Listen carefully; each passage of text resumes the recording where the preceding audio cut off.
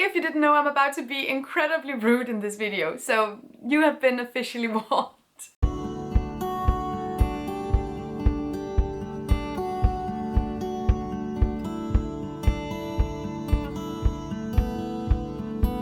Hello everybody and welcome back to my channel. My name is Gita Marie and I talk about underconsumption, sustainable actions and ways to make an impact and be a conscious consumer. In today's video I have gathered 10, this is not 10, there we go, products, concepts, cultural elements that I personally believe we don't need more of. Products that we don't need any more variations of. Peak innovation has been reached. We don't need to develop these products further. We need to move on and stop using consumption as a safety blanket.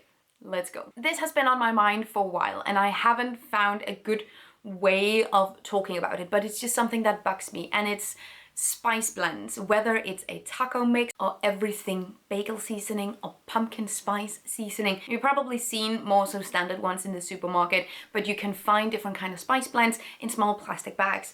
I despise these so much. We need less innovation here. We need to go back to basics. Not only are these wrapped in plastic and they tend to be quite expensive, it is so easy and cheap to make these things yourself. If you need inspiration for what to use for your own spice blends, then you can go to the little spice blend packets that you can find in the supermarket and turn them around and look at the ingredients lists. Buying individual spices tend to be in the long run so much cheaper and you get so much more product. So you can make many variations. I know for a fact that I am the president of the pre-blended spice blends hate club. Buying the pre-made spice blends is not it. It's bland, it's boring. We can do so much better. Tote bags. Need I say more? We don't need more tote bags. We don't need to buy them anymore. We are literally gifted them for free wherever we go. Go to one convention, go to one big meeting, go to one school, you will have a tote bag. If you don't have a tote bag and you want one, because using something other than single-use plastic is fantastic. It rhymes and it's true. But you don't need to buy tote bags to get one. You can find them in thrift stores and you can typically get them for free. The thing is, cotton has a massive carbon footprint, and just because it's not plastic doesn't mean that it is sustainable across the board. It really, really isn't. Cotton requires a lot of land, a lot of water, and a lot of pesticides to grow. It often comes from very opaque supply chains where there are also exploitation of human labor involved. So just over-consuming cotton totes, buying cotton totes everywhere you go, either as souvenirs or whenever the seasons change, it must stop. And brands that use the cotton tote to signal that they are indeed more sustainably oriented needs to stop. No more. No more. I am so thoroughly, officially over it. Just, you need to find other ways of expressing your eco-consciousness than through a tote bag. Yes, yes, good. This is controversial, but I think the matcha obsession has to stop. The thing is, and if you are aware of the impact of products and especially so the impact of different ingredients going viral, you will also know that the rising popularity of matcha is really problematic for matcha farmers as well as for the traditionally Japanese tea drinking and matcha ceremonies. The people that actually treasure and use the matcha traditionally cannot get enough of their matcha because we are all selling it for iced oat matcha lattes in the West, and it needs to stop. Also, matcha is being introduced in so many different types of baked goods and sweets, and it's sort of the Dubai chocolate trend all over again, and that's not even completely dead. By the way, that's not on the list, but that also needs to stop. It should have stopped before it even began. If you like a good matcha, I really recommend being conscious with how much you consume this, because the rising popularity doesn't come without consequence, and matcha being pushed as a flavor variation of basically every single food product is simply not it. It's done. This is a fairly new thing, or maybe it isn't, maybe I'm just behind, but we don't need more oversized desserts. This has been around for a while, but one of the more so newer variations of the oversized dessert format I've seen a lot on TikTok, where people buy photorealistic fruit desserts and they're as big as their head, and then they taste test them.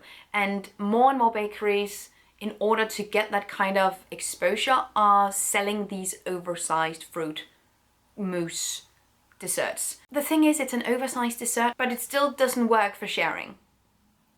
Fantastic. Oversized food products of any kind give me an absolute ick. 33% of all the food that we produce is discarded, and when we push and normalize massive portions, you will see more food waste overall. And food trends like eating every flavor variation of a cake will also push food waste. And it's not that we can't have fun, but there are just so many ways of doing this that makes more sense here. I don't think we need any more variations. Several years ago, it was like the big milkshakes where you got a slice of pizza and you got 3 donuts on top. And now it's sort of these massive mousse cakes. The idea, I don't know what it is that feels so satisfying or intriguing about oversized food. It's because it's grotesque. And then perhaps we're both fascinated as well as appalled at the same time.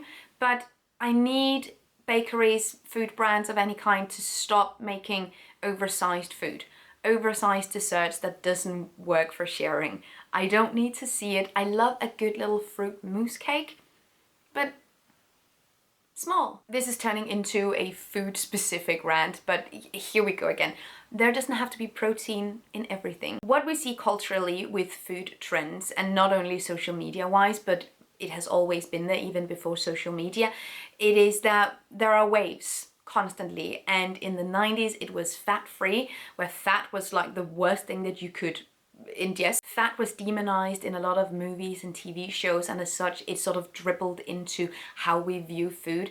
And it's also been like a sugar-free craze where sugar was the main demon. Right now it seems like overprocessed food of any kind is the villain. Protein, everything. We need to get those macros in, which means that we see protein in things that just have no business having protein. Protein popcorn, protein sweets. You can get the amount of protein that you need from a well-balanced diet, whether you eat meat or plant-based. It is not a problem. Getting enough protein is not a problem. We are seeing protein being advertised as a main ingredient, and thus consumers tend to ignore the overall health profile of these products. I could talk about this for a while, but it's the hyper focus on specific food groups or specific ingredients or specific macros that just tend to be really obsessive. I just don't think I need more variations of food that didn't need to have added protein to it. It's okay. I thought this was actually dead a while ago, but fidget toys. I see a lot of social media content about different kinds of fidget toys, and it's not the same as 10 years ago. It tends to evolve, but nonetheless we continue to see different variations of fidget toys. And what this tends to do is that it nudges or intrigues consumers to update what they already have and buy new, even if they already have something that could fulfill this certain purpose. Now, the idea of a fidget toy makes a lot of sense. You just don't have to buy it from new. You can make your own fidget toy. It is not a difficult process to do, whatever floats your boat really. And if you buy a fidget toy, that's also really, it's not the end of the world, it's fine. But it's the constant renewal and adding new types of toys to keep people coming back and spending money that I have a problem with. So overall, we don't need more variations of fidget toys. I feel like we have the ones that we need in the world and we're good. It's done. How do you think I feel about AI features?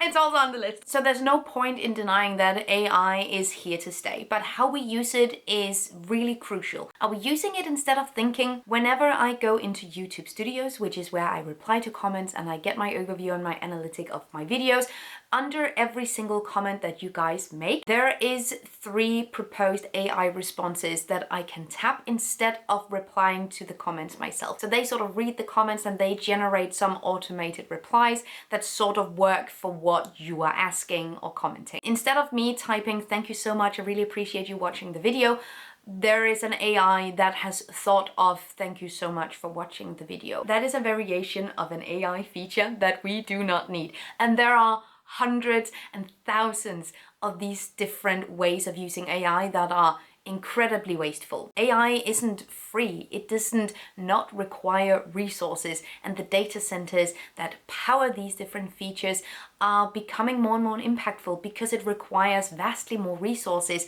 to use AI compared to manually using the internet. Stupid AI features, features that actually actively make us dumber and less reflective as consumers and human beings, no more. And I fear it's not gonna be no more, but I'm taking a hard stance against this. Another thing that I don't think we need any more variations of is polyester clothing. Polyester is being demonized a little bit, and polyester is a really big spectrum ranging from really quality products to really shitty material. It's really important to note that there is a spectrum of polyester, and there are ways of using it where it makes a lot of sense, and there are ways of using it where it really doesn't. But we are seeing some billionaire celebrities coming out with clothing lines focusing primarily on polyester clothing that is cheaply produced in sweatshops. And I don't think we need any more of that. Yes, I am looking at you, Nike Skims, which releases microplastic every time that we wear and wash it. And it's based on fossil fuels. So it is October, which means we're in spooky season, y'all. I can't even get through the sentence. So every time we go into a new season, but especially so the winter, autumn season, we see a massive boom in companies and creators pushing overconsumption of holiday decor. Like this weird idea that we buy new holiday decor every year. So if you have a ceramic pumpkin bowl that you bring out every single autumn, that is completely fine. But buying ceramic pumpkin bowls every single year is not fine. Do you see? Like, you are with me. You watched this video so far, so I think you're with me. So the idea of constantly buying new seasonal decor absolutely fries my brain. Because I always grew up with, we had a box of seasonal decor. We took it out every single year. And it was kind of nostalgic because it was the same decor every single year. Like, we didn't replace the decor. Sometimes you perhaps got a gift that was also a seasonal decor item and you put it in the box and it was in circulation then, but buying seasonal decor every year? No. Also, thrift stores have so much seasonal decor, especially so for Halloween and Christmas, every single year. So before going out and buying something new, check your local thrift store. It's likely booming. And the last thing that I want to talk about, this is a tiny thing compared to some of my other grievances in this video, but I see a lot of viral cleaning related content on social media. And with that, it seems like every so often we see a new variation of the same product, and I think we have reached peak innovation. So we can stop producing these products now. We can stop making more of them. And it's the plastic sponge variation, the scrub daddy, scrub mummy variations, duplicates. There are so many different variations of the plastic sponge, and they somehow all claim to be God's gift to humankind and its cleaning practices. And I just don't buy it. A plastic sponge is made from plastic, aha, which means that it releases microplastic every time that we use it.